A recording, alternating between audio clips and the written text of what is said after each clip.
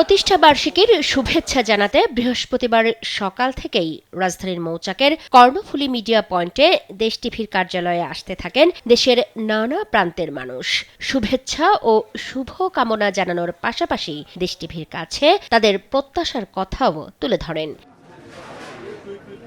সন্ধ্যায় প্রতিষ্ঠানটির প্রধান কার্যালয়ে রাজনৈতিক, সাংস্কৃতিক সহ বিভিন্ন অঙ্গন থেকে আগত অতিথিদের উপস্থিতিতে কেক কাটা হয়। এ সময় উপস্থিত ছিলেন ত্রয়োদশ জাতীয় সংসদের হুইপ ও শরীয়তপুর ৩ আসনের সংসদ সদস্য মিয়া নুরুদ্দিন আহমেদ অপু, সড়ক পরিবহন, সেতু, নৌপরিবহন এবং রেলপথ মন্ত্রী শেখ রবিউল আলম, সড়ক পরিবহন ও মহাসড়ক বিভাগ এবং রেলপথ মন্ত্রণালয়ের প্রতিমন্ত্রী হাবিবুর রশিদ, ঢাকা দক্ষিণ সিটি কর্পোরেশনের প্রশাসক মোহাম্মদ আব্দুস সালাম, জাতীয় পার্টির চেয়ারম্যান জিএম কাদের, দেশ টিভির ঊর্ধ্বতন কর্মকর্তারা সহ আমন্ত্রিত অতিথিরা।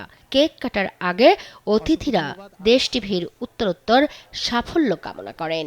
রাজনীতির গুণগত পরিবর্তন, সামাজিক সমৃদ্ধি, জনগণের পক্ষে কথা বলা, রাষ্ট্রের স্বার্থে কথা বলা, সেই জায়গায় দেশ টিভি সবসময় নিরপেক্ষ থেকে একটা জোরালো ভূমিকা পালন করেছে। গণতান্ত্রিক বাংলাদেশ এবং আগামী প্রজন্মের স্বপ্নকে আমরা ইনশাল্লাহ সবাই মিলে ঐক্যবদ্ধভাবে এগিয়ে নিয়ে যাব। আমাদের গতি এবং যাত্রা হোক সামনের দিকে, প্রগতির পথে, এবং সেটাই দেশ টিভি করে যাচ্ছে, তার সুষ্ঠু দায়িত্ববোধ নিয়ে করে যাবে। দেশের স্বার্থে আমরা সকলে সামনের দিকে নতুন একটি সুন্দর সমৃদ্ধশালী বৈষম্যহীন দেশ গড়ে তুলব।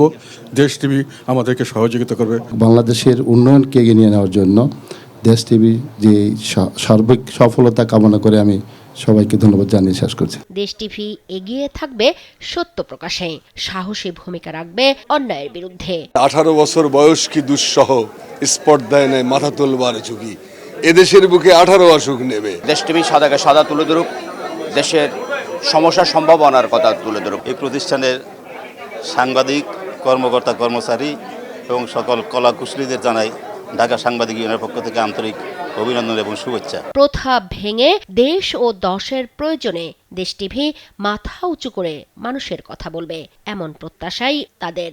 দেশ টিভি দেশের সংবাদ মাধ্যম হিসেবে প্রতিষ্ঠিত হয়েছে, এর শ্রীবৃদ্ধি এবং ভবিষ্যৎ উজ্জ্বলতা কামনা করি।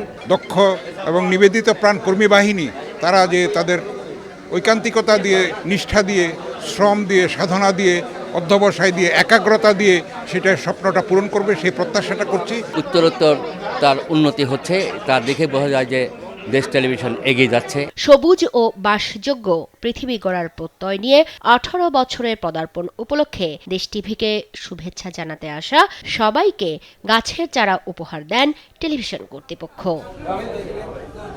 মুক্তা মাহমুদ, দেশ টিভি, ঢাকা।